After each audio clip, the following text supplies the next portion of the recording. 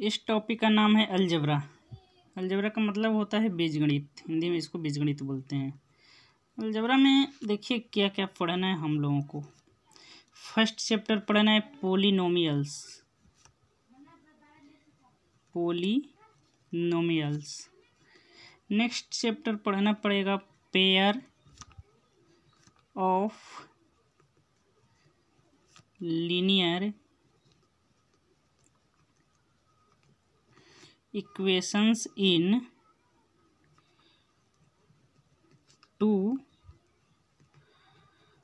Variables. अब देखिए next chapter फिर पढ़ना पड़ेगा क्वाड्रेटिक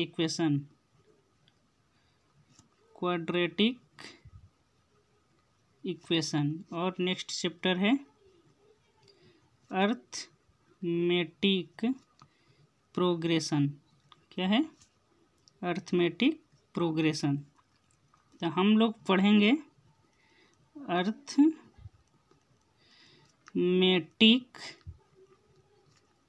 प्रोग्रेशन। इसे शॉर्टकट में बोला जाता है एपी। क्या बोला जाता है? एपी बोला जाता है। शॉर्टकट में इसे एपी बोला जाता है। अब देखिए एपी में सबसे पहले हम लोग जानेंगे सीक्वेंस क्या होता है। क्या जानेंगे? सीक्वेंस क्या होता है। मान लीजिए कोई हम संख्या जैसे लगातार लिख रहे हैं, मान लीजिए 1 2 3 4 5 लिख रहे हैं। इसमें देख रहे हैं कि 1 और 2 के बीच में 1 का डिफरेंस है, 2 और 3 में भी 1 का डिफरेंस है, 3 और 4 में भी 1 का डिफरेंस है, 4 और 5 इसमें देख रहे हैं कि एक कांस्टेंट डिफरेंस, दो मतलब लगातार नंबर के बीच में 1 का डिफरेंस है। तो इसे हम लोग सीक्वेंस बोलते हैं। क्या बोलते हैं? सीक्वेंस बोलते हैं। सीक्वेंस उसे बोलते हैं जैसे कई नंबर्स लिखे हुए हैं और वो किसी नियम का मतलब पालन कर रहे हैं, किसी लॉ को फॉलो कर रहे हैं, ताकि जिससे कि हम इसका जैसे नेक्स्ट टर्म क्या हो जाएगा, 5 + 1 = 6। इसका नेक्स्ट हो जाएगा 6 + 1 = 7। यानी इसका हम नेक्स्ट टर्म जो है उसे ज्ञात कर सकें, पा सकें, तब उसे हम लोग क्या बोलते हैं? सीक्वेंस बोलते हैं। उस ऑर्डर को हम लोग क्या बोलते हैं? सीक्वेंस बोलते हैं। अब देखेंगे अर्थमेटिक प्रोग्रेशन। क्या देखेंगे? Arithmetic progression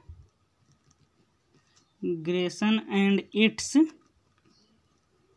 general term. ठीक है। अब इसका हम लोग डिफिनीशन देखेंगे। क्या देखेंगे? Definition.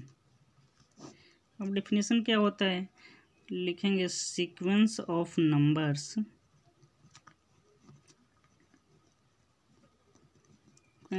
Numbers A1 A2 A3 A4 A5 मतलब इस प्रकार हों कि A2 - A1 = A3 - A2 = A4 - A3 = A5 - A4, इसी तरह A6 - A5। इसका जो वैल्यू हो कांस्टेंट हो। क्या हो? कांस्टेंट हो, यानी वेरिएबल नहीं हो, कांस्टेंट हो। कांस्टेंट मतलब क्वांटिटी हो। ठीक, ये जो कांस्टेंट होता है और इसी को हम लोग क्या बोलते हैं? इसी को हम लोग जो बोलते हैं, ये जो प्राप्त होता है दो लगातार, दो कंटिन्यूअस जो टर्म का हम लोग निकालते हैं, इसी को हम लोग क्या बोलते हैं? Common difference. क्या बोलते हैं? Common difference. हिंदी में इसको सर्वांतर बोला जाता है। It is represented by D. ठीक। अब इसके बाद हम लोग क्या देखेंगे? इसके बाद देखेंगे इसमें देखते हैं कि जैसे A2 प्राप्त करना है, तो A2 प्राप्त करने के लिए क्या करना पड़ेगा? A1 में D जोड़ना पड़ेगा। A3 जो प्राप्त करना है, A3 में A2 + D जोड़ेंगे, यानी A1 + D + D क्या हो गया? A1 + 2D। फिर A4 निकालेंगे तो A3 में D जोड़ देंगे। ठीक, A3 कितना है? A1 + 2D + D, A1 + 3D। ऐसे ही A5 निकालेंगे तो A1 + 4D। तो हम क्या देख रहे हैं, मान लीजिए ऐसे ही चलते गए an आ गया, तो an के जो a1 तो सही है। यहाँ पर देख रहे हैं कि ये 5 है तो यहाँ 4 हो रहा है, यहाँ 4 है तो यहाँ 3 हो रहा है, यहाँ 3 है तो यहाँ 2 हो रहा है, 2 है तो 1 हो रहा है। तो यहाँ पर n है तो यहाँ पर क्या हो जाएगा, n-1 इंटू डी, डी तो सब में सेम है, n-1 इंटू डी हो जाएगा। यही जो होता है जनरल टर्म होता है, जनरल टर्म ऑफ एपी। समझ में आ रहा है? ये जो है जनरल टर्म हो गया, क्या हो गया, जनरल टर्म हो गया। ए1 को हम लोग ए भी लिख सकते हैं, ए1 को जो है ए से रिप्लेस भी कर सकते हैं, यानी ए एन बराबर ए प्लस n-1 इंटू डी। ठीक है, अब देखिए वेयर ए जो होता है फर्स्ट टर्म ऑफ सीक्वेंस, जो सीक्वेंस दिया रहता है उसका फर्स्ट टर्म होता है। n क्या होता है, नंबर ऑफ टर्म्स होता है।